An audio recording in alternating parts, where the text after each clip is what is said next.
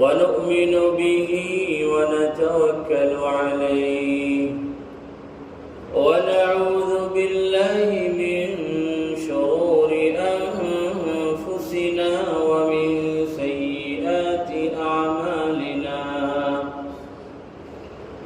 من يهده الله فلا مضل له ومن يضلله فلا هادي له وأشهد أن لا إله إلا الله وحده لا شريك له وأشهد أن سيدنا وحبيبنا وحبيب ربنا وشفيعنا وسندنا ومولانا محمدا عبده ورسوله أرسله الله تعالى بالحق إلى الناس كافة بشيرا ونذيرا وداعيا إلى الله بإذنه وسراجا منيرا أما بعد فأعوذ بالله من الشيطان الرجيم بسم الله الرحمن الرحيم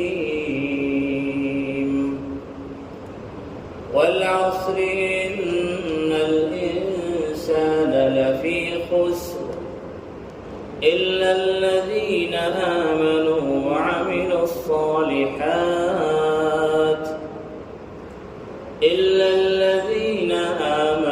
وعملوا الصالحات وتواصوا بالحق وتواصوا بالصبر. وعن عبد الله بن عباس رضي الله عنهما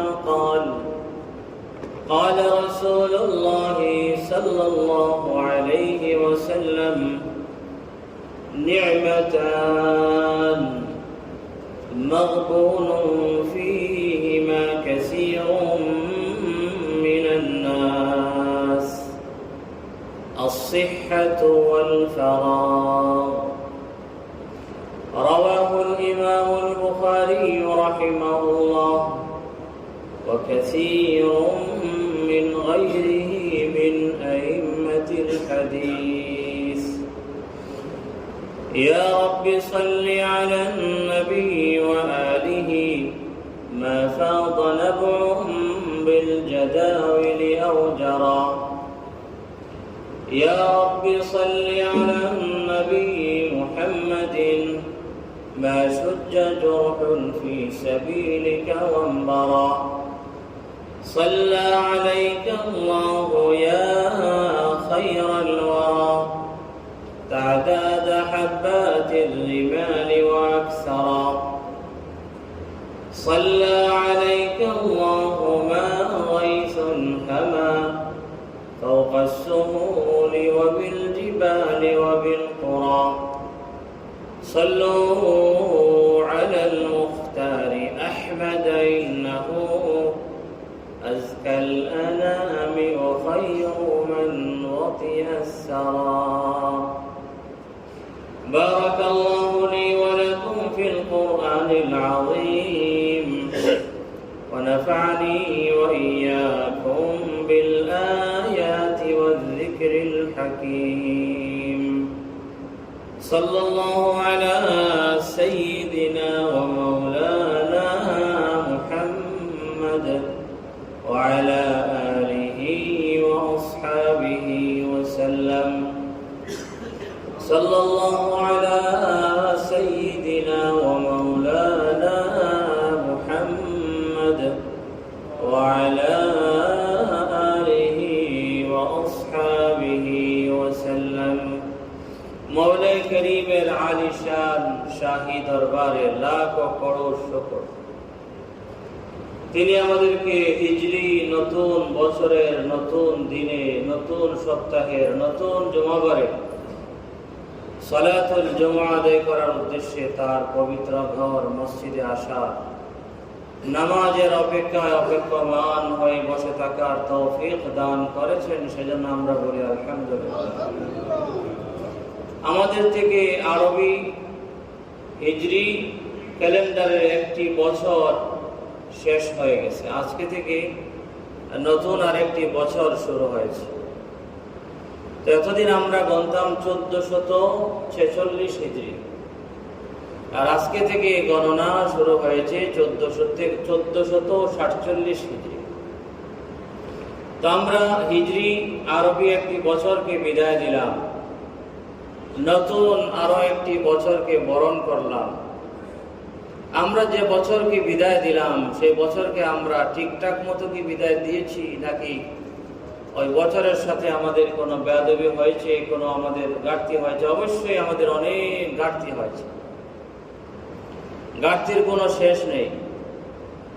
আমাদের কদমে কদমে আমরা নাফরমানিতে বিভিন্ন ফিতনা ফাসাদে লিপ্ত। বর্তমানে ফিতনা ফাসাদের সাইলাব চলছে। আমরা আমাদের গত বছর, যে বছরটি গত হয়ে গেছে, সেই বছর এর মধ্যে আমরা অনেক ধরনের খাতা কসুরি করেছি। আমাদের থেকে অনেক খাতা কসুরি হয়েছে, আমাদের জানতে অথবা অজান্তে, জানিয়ে হোক বা না জেনে হোক, আমাদের থেকে অনেক খাতা কসুরি হয়েছে। বছরের শেষে এসে আমাদেরকে আল্লাহ সুবহানাহু ওয়া তাআলার দরবারে ইস্তিগফার বেশি বেশি করে করতে হবে। যে বিষয় সম্পর্কে আমরা গত জুমাবারে আলোচনা করেছিলাম, মুহাসাবাতুন নফস। মুহাসাবাতুন নফস, আত্মজিজ্ঞাসা, তাজকিয়াতুন নফস, আত্মশুদ্ধি। আত্মজিজ্ঞাসা ছাড়া কখনো আত্মশুদ্ধি হয় না। প্রথমে আমি আমার নিজেকে জিজ্ঞাসার সম্মুখীন করতে হবে। যে সমস্ত কাজ করছি, যে সমস্ত কথা বলছি, যে সমস্ত আকীদা পোষণ করছি, সেগুলি ঠিক মতো করছি কিনা আমার নিজেকে জিজ্ঞাসা করতে সব সময়, সর্বদা আমার নিজেকে একটা জিজ্ঞাসার মধ্যে রাখতে হবে। হে আমার নফস, তুমি যে আকীদা পোষণ করেছো সেটাকে কোরআন সুন্নাহর মুওয়াফিক? তুমি যে কাজ এবং তুমি যে কথা বলছো সেই কথাগুলি কি কোরআন সুন্নাহর মুওয়াফিক? এই কথাগুলি কি তোমার রবকে সন্তুষ্ট করবে? এই কথাগুলি এবং কাজগুলি কি তোমাকে আল্লাহর রহমত এর দিকে নিয়ে যাবে? আল্লাহ সুবহানাহু ওয়া তাআলার রহমতের ঘর জান্নাতের দিকে নিয়ে যাবে? এই সমস্ত প্রশ্ন সবসময়, এই সমস্ত সওয়াল সবসময় নিজেকে করতে হবে। আল কাইয়িসু মান দানা নাফসা, বিচক্ষণ, বুদ্ধিমান, চালাক ওই ব্যক্তি, যে ব্যক্তি সবসময় তার নিজেকে একটা হিসাবে রাখে, নিজেকে কন্ট্রোলে রাখে, নিজেকে সবসময় জিজ্ঞাসাবাদের সম্মুখীন রাখে। মুখ দিয়ে একটা কথা বলে ফেলবো, বলে ফেলার আগে চিন্তা করার দরকার, নিজেকে জিজ্ঞাসা করার দরকার, এ কথা তো বলছি, বলতে চাচ্ছি, ঠিক আছে কিনা? একটি কাজ করতে যাচ্ছি, নিজেকে জিজ্ঞাসা করি এটা ঠিক আছে কিনা? শুধু আমি আমার মন মতো করে একটি কাজ করলে হবে না, বরং আল্লাহ সুবহানাহু ওয়া তাআলা এবং তার প্রিয় হাবিব হযরত মুহাম্মদুর রাসূলুল্লাহ সাল্লাল্লাহু আলাইহি ওয়াসাল্লামের ফরমাইশের আলোকে করতে হবে। সুতরাং এটা হচ্ছে আত্মজিজ্ঞাসা, মুহাসাবাতুন নফস। তখন ব্যক্তির তাজকিয়াতুন নফস সহজ হবে ব্যক্তির জন্য। সর্বদা নিজেকে প্রশ্নের সম্মুখীন রাখলে, সর্বদা নিজেকে জবাবদেহিতার সম্মুখীন রাখলে তখন নিজেকে সংশোধন করা সহজ হয়। আর যদি নিজে নিজের মতো করে যদি চলি, তাহলে কখনো তাজকিয়াতুন নফস, আত্মশুদ্ধি বলে চিল্লাইলেও কাজ হবে। সেজন্য আমরা সবসময় আমাদের নিজেদেরকে মুহাসাবাতুন নফস, আত্মজিজ্ঞাসা, তাজকিয়াতুন নফস, আত্মশুদ্ধির জন্য সর্বদা আমরা প্রস্তুত থাকবো। কাজ করার আগেও থাকবো, কাজ করার সময়ও থাকবো, কাজ করে ফেলার পরেও একটু ভেবে চিন্তা করে দেখবো আমি যেটা করলাম ঠিক করলাম নাকি বেঠিক করলাম। যদি ঠিক করি আলহামদুলিল্লাহ, আর যদি বেঠিক হয়ে যায় তাহলে সংশোধন করা, ক্ষতিপূরণ দেওয়া যদি সম্ভব হয় তাহলে ক্ষতিপূরণ দেব। আর যদি এমন কোনো বেঠিক কাজ করি যেটার ক্ষতিপূরণ দেওয়া সম্ভব নয়, তাহলে মওলার দরবারে ইস্তেগফার করব। ক্ষতিপূরণ করা সম্ভব হলে ক্ষতিপূরণ দেব, সাথে সাথে ইস্তেগফার। আর যদি এমন হয় ক্ষতিপূরণ করা সম্ভব নয়, তাহলে তখন মওলার দরবারে ইস্তেগফার করব। আর হুকুকুল ইবাদ সংক্রান্ত বিষয় হলে বান্দার হক আদায় করব, এবং বান্দার হক আদায় করা সম্ভব যদি না হয় তার কাছ থেকে মাফ চেয়ে নিব। যদি ওই ব্যক্তিকে না পাই, তাহলে তার ওলি ওয়ারিসের কাছে তার সম্পদ, যে হকটা আমি নষ্ট করেছি, সে হকটা পৌঁছে দেওয়ার চেষ্টা করব। আর কোনো ব্যবস্থা যদি না থাকে, তখন ওই ব্যক্তির কাছ থেকে মাফ চাওয়ারও সুযোগ নাই, তার যে ক্ষতি করেছে এটা পূরণ করারও সুযোগ নাই, তখন তার জন্য বেশি বেশি করে দোয়া করব। আশা করা যায় হয়তো আল্লাহ সুবহানাহু ওয়া তাআলা তার জন্য উপকার করলে, দোয়া মানে তার জন্য উপকার করা। আমরা তো বুঝি না একজন মুসলমান আরেকজন মুসলমানের জন্য দোয়া করা মানে তার জন্য বিরাট উপকার করা, বিরাট উপকার করা। আমরা এটা অনেক সময় বুঝি না। আমি আপনার জন্য দোয়া করলে আপনার বিরাট উপকার করলাম, আর আমারও বিরাট উপকার হলো। নবীজি সাল্লাল্লাহু আলাইহি ওয়াসাল্লাম বলেছেন, কোন ব্যক্তি যদি তার কোনো ভাইয়ের জন্য তার অনুপস্থিতিতে দোয়া করে, তখন সেই সময় একজন ফেরেশতা বলেন, তোমাকেও সেরকম কল্যাণ আল্লাহ পাক দান করব। সুতরাং একজন ফেরেশতা তখন নিয়োজিত থাকেন। আমি যদি আপনার জন্য দোয়া করি, সেখানে তৃতীয় আরেকজন থাকেন ফেরেশতা। ফেরেশতারা আমার দোয়ার উপর বলে আমিন, এবং বলে হে আল্লাহ, সে তার মুসলিম ভাইয়ের জন্য যে দোয়াটি করছে তার জন্য ওইটাও ওর জন্য অর্জিত হোক, এবং যে ভাইয়ের দোয়া করছে তার জন্য ওই রকম কল্যাণ অর্জিত হোক। সুতরাং আমরা এরকম দোয়া করব। যাই হোক, নতুন বছর শুরু হয়েছে আমাদের থেকে, দেখতে দেখতে একটি বছর শেষ হয়, নতুন বছর শুরু হয়েছে। আজকে সূর্য ডোবার পরে একদিন শেষ হয়ে যাবে এই বছর। এরকম আপনার দিন যেতে যেতে আরো এমন একদিন হয়তো আসবে, যদি আমি জীবিত থাকি, আপনি জীবিত থাকেন, তাহলে আমরা আরেকটি বছরের বিদায় দিব। এরকম বিদায় দিতে দিতে একদিন আমারও বিদায় হয়ে যাবে। এর থেকে আমাদেরকে শিক্ষা গ্রহণ করতে হবে। আল্লাহ সুবহানাহু ওয়া তাআলা সূরাত আল ফুরকানের মধ্যে ইরশাদ করেছেন, وهو الذي جعل الليل والنهار خلفة لمن أراد أن يذكر أو أراد شكورا। আল্লাহ সুবহানাহু ওয়া তাআলা বলেন, তিনি রাত এবং দিনকে পরস্পরের মাঝে একে অপরের অনুগামী হিসাবে বানিয়েছেন। একটা আরেকটা পরে আসে, একটা আরেকটা পরে আসে। এটা আমাদের ইবরত হাসিল করার জন্য। লিমান আরাদা আন ইয়াযাক্কারা, ওই ব্যক্তির জন্য যে ব্যক্তি উপদেশ গ্রহণ করতে চায়, আও আরাদা শুকুরা, অথবা শুকরগুজার হতে চায়। দিন গেল, রাত আসলো, রাত পোহালো, দিন আসলো। এর থেকে আমাদেরকে শিক্ষা অর্জন করতে হবে। লিমান আরাদা আন ইয়াযাক্কারা আও আরাদা শুকুরা। নবীজি সাল্লাল্লাহু আলাইহি ওয়াসাল্লাম আমাদেরকে এই কথা বলেছেন যে আমরা আমাদের অনেকেই সময়ের মূল্য না দেওয়ার কারণে, এমনিতেই আমাদের থেকে সময় চলে যায়, সময়ের মূল্য না দেওয়ার কারণে আমরা অনেকেই ক্ষতিগ্রস্ত। সময় হচ্ছে অমূল্য ধন। সময় কোনো টাকা পয়সা দিয়ে কিনা যায় না। সময় হচ্ছে সময়ের বিভিন্ন জুজ এবং বিভিন্ন অংশ মিলেই হচ্ছে আমাদের জীবন। সময় আমাদের জীবনের বাইরে কিছু নয়। আমার জীবন হচ্ছে আমার সময়। হযরত ইমাম গাযালী রাহমাতুল্লাহি আলাইহি, প্রসিদ্ধ দার্শনিক ইমাম গাযালী রাহমাতুল্লাহি আলাইহি বলেন, আওকাতুকা উমরুকা, তোমার যে সময়গুলি আছে সেটি তোমার জীবন। যেদিন জন্ম হয়েছিল সেদিন জন্মের 1 ঘন্টার পরে আপনার 1 ঘন্টা বয়স হয়েছে, 2 ঘন্টা পরে 2 ঘন্টা, 3 ঘন্টা পরে 3 ঘন্টা, একদিন এইরকম। আওকাতুকা উমরুকা, তোমার সময়গুলো হচ্ছে তোমার জীবন। সময় জীবনের বাহিরে কিছু নয়। আওকাতুকা উমরুকা ওয়া উমরুকা রাসু মালিকা, আর তোমার জীবন হচ্ছে তোমার রাসুল মাল, তোমার মূল পুঁজি। ওয়া আলাইহি তিজারাতুকা, আর এটি হচ্ছে তোমার আল্লাহর সাথে যে তিজারত, আল্লাহর সাথে যে ব্যবসা, এটা রাসুল মাল, মূল পুঁজি। ব্যবসা বাণিজ্য করতে হলে টাকা পয়সা কড়ি লাগে, আর ইবাদত বন্দেগী করতে হলে সময় লাগে। ইবাদত বন্দেগী করতে হলে সময় ছাড়া কি ইবাদত বন্দেগী করা যায়?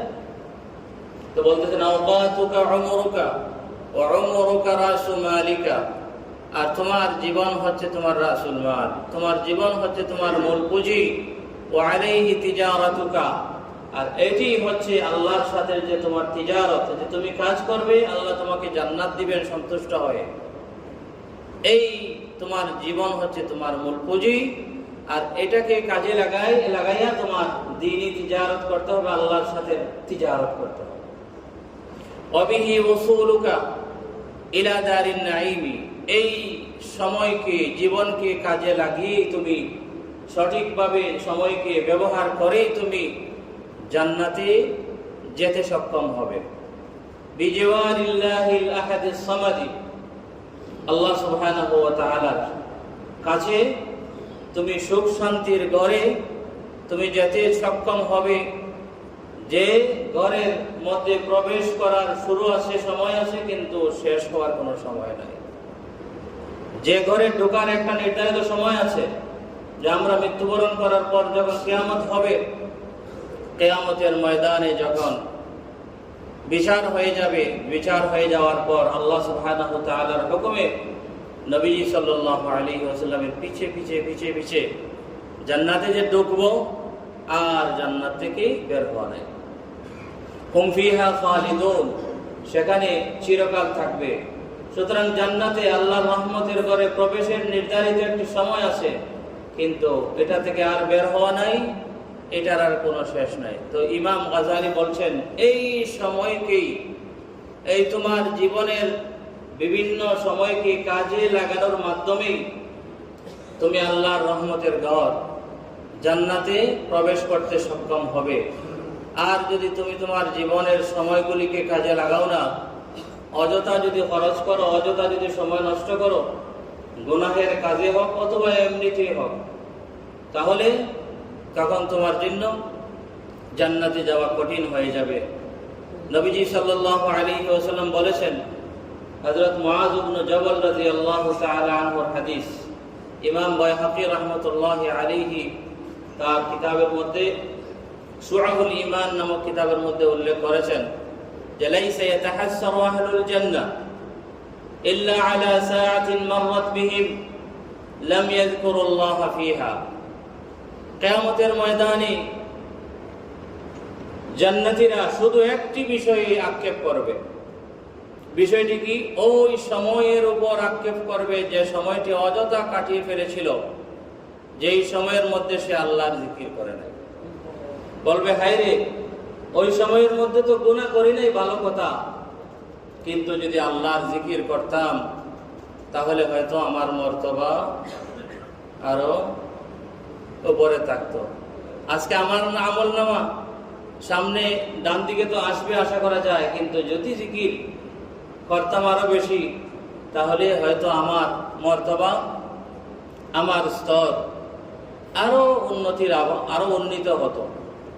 সুতরাং নবীজি বলেন, আন মুআয ইবনে জাবাল রাদিয়াল্লাহু আনহু قال قال رسول الله صلى الله عليه وسلم ليس يتحسر أهل الجنة إلا على ساعة مرت بهم لم يذكروا الله فيها। জান্নাতীরা কিয়ামতের ময়দানে কোনো বিষয়ে আক্ষেপ করবে না, একটি বিষয় শুধু আক্ষেপ করবে, জীবনের ওই সময়কে উল্লেখ করে আক্ষেপ করবে, যে সময়টি অযথা কাটিয়েছিলেন, যে সময়ের মধ্যে আল্লাহর কোনো জিকির করেননি। সুতরাং আমাদের প্রতিটি মুহূর্ত, প্রতিটি মিনিট, প্রতিটি সেকেন্ড অনেক দামি। সুবহানাল্লাহ 10 সেকেন্ডও লাগে নাই, লাগছে 10 সেকেন্ড, কিন্তু সুবহানাল্লাহ একবার বললে জান্নাতে একটি গাছ আপনার জন্য লাগানো হয়। সুবহানাল্লাহ 10 সেকেন্ডও লাগে না। সুবহানাল্লাহ 1 মিনিটে অন্তত 10 বার পড়া যায়। সুবহানাল্লাহ সুবহানাল্লাহ সুবহানাল্লাহ সুবহানাল্লাহ সুবহানাল্লাহ সুবহানাল্লাহ সুবহানাল্লাহ সুবহানাল্লাহ সুবহানাল্লাহ, 1 মিনিটও যায় না। জান্নাতে আল্লাহ সুবহানাহু ওয়া তাআলা 10টা গাছ রোপণের ব্যবস্থা করে দিয়েছে। সুতরাং সময়ের দাম দেখছেন কিরকম। আমরা আমাদের পরিবেশকে সুন্দর করার জন্য গাছ লাগাই, আমরা ফল খাওয়ার জন্য গাছ লাগাই, আবার সুন্দর দেখার জন্য ফুল গাছ লাগাই।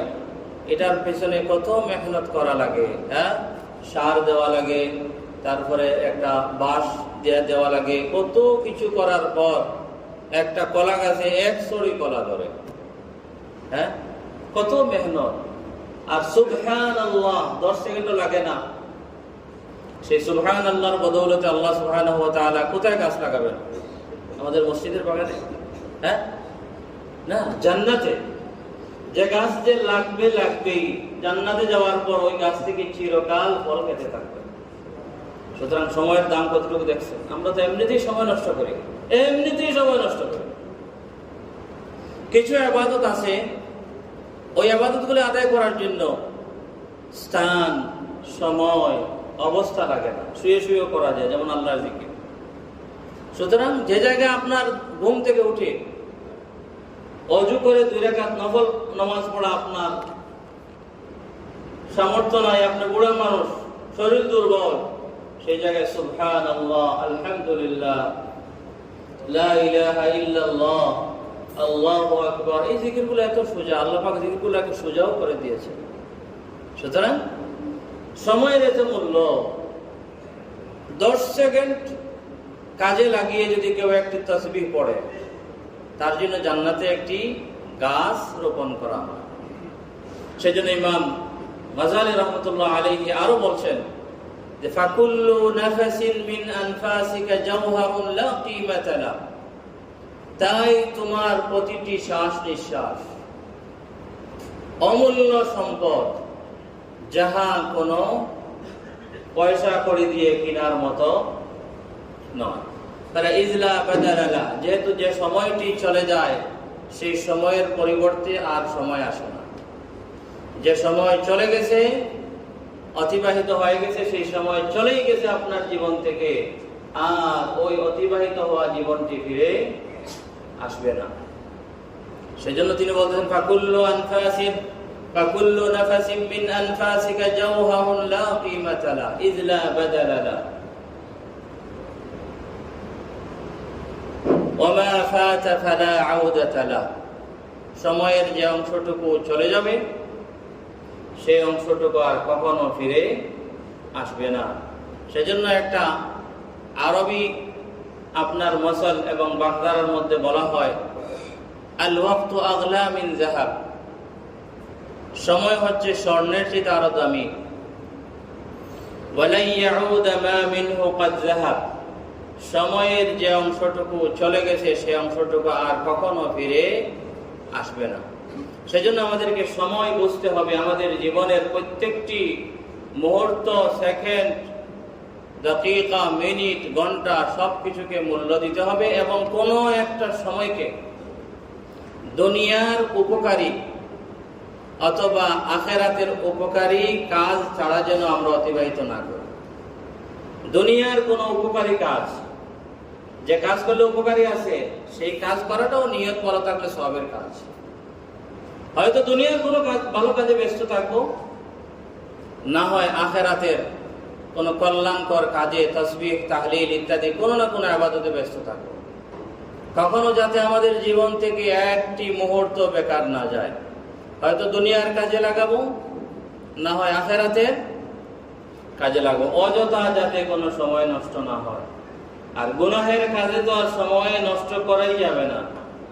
গুনাহের কাজে সময় নষ্ট করা যাবে না। নবীজি বলছেন নি'মাতানি মাগবুনুন ফীহিমা কাসীরুম মিনান নাস, বিরাট বড় 2টি নিয়ামত আল্লাহ দিয়েছেন আমাদেরকে।